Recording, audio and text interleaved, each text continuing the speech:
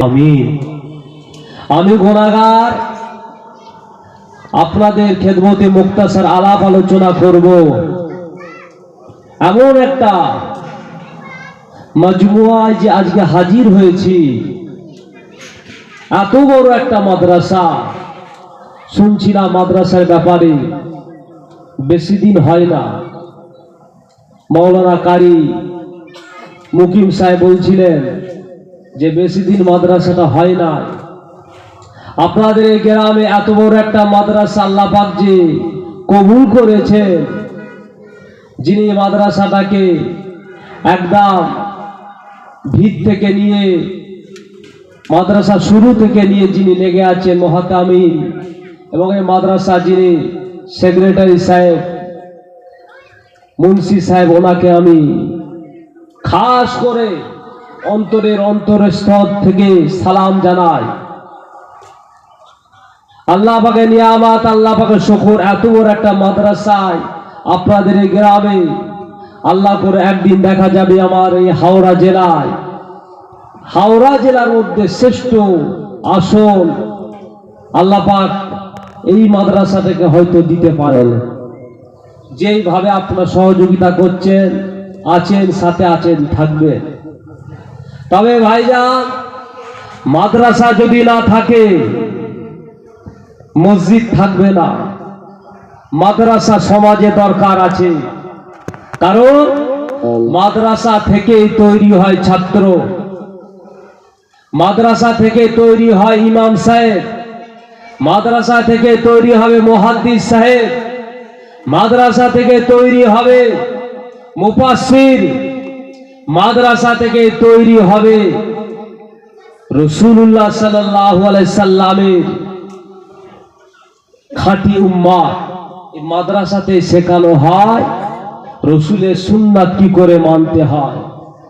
বাচ্চা বাচ্চা ছেলেদেরকে দেখলে এই ঠান্ডার সময় আপনি অবাক হয়ে যাবেন। বাচ্চা বাচ্চা ছেলেরা, 6 বছর, 7 বছর, 10 বছরের ছেলেরা ঠান্ডার সময় উজু করে ফজরের নামাজ পড়ার জন্য তৈয়ার হচ্ছে। আল্লাহ পাকের শুকর। এলা জওয়ান যুবকেরা, মুরব্বিয়ানেরা,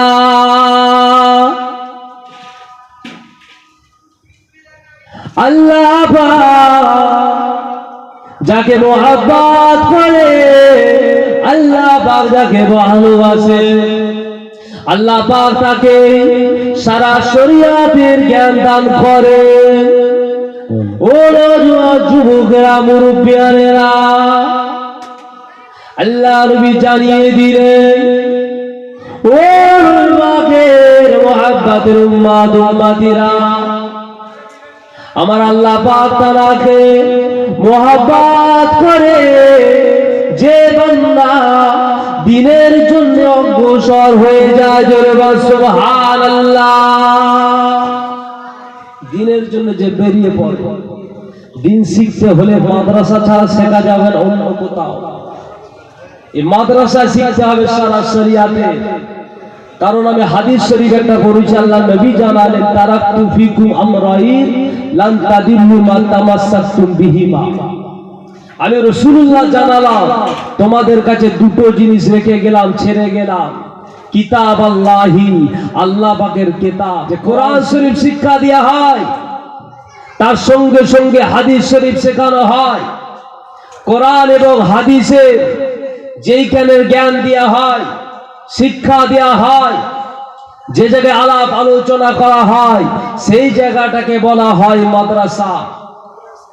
এমন একটা বড় মজমুয়ায় যে আল্লাহ পাক আমাদেরকে হাজির করিয়েছেন।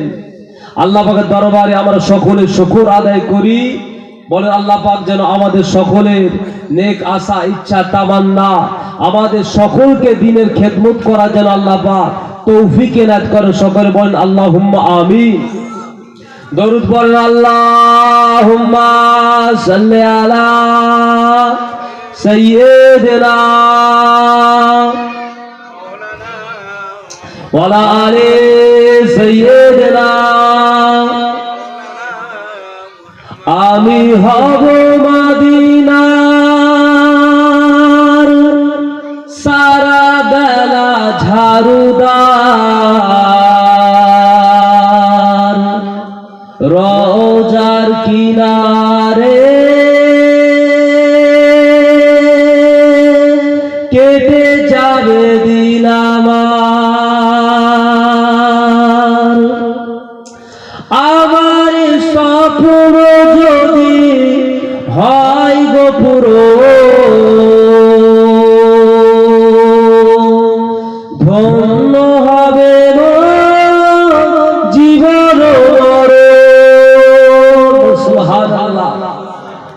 সকলের ইচ্ছা সুন্নাত অনুযায়ী জীবন যাপন করব, ঠিক না ভুল বলে? আল্লাহ নবীর সুন্নাত অনুযায়ী জীবন যাপন করে দুনিয়া এবং আখিরাতে যেন আমরা সফলতা অর্জন করতে পারি। আল্লাহ যেন আমাদের সকলকে কবুল করে। আমি এখানে মুক্তাসার করলাম, আমার পরে আরো অনেক আলেম ওলামার আছে, সকলের হক আছে। আল্লাহ পাক যদি কোনোদিন নসিবে করে আমার আপনাদের খেদমতে আসার, আল্লাহ করে আমি সেদিন আলাপ আলোচনা করব। সকলে আমার জন্য দোয়া করবে। ওয়া আখিরি দাওয়ানা আলহামদুলিল্লাহি রাব্বিল আলামিন।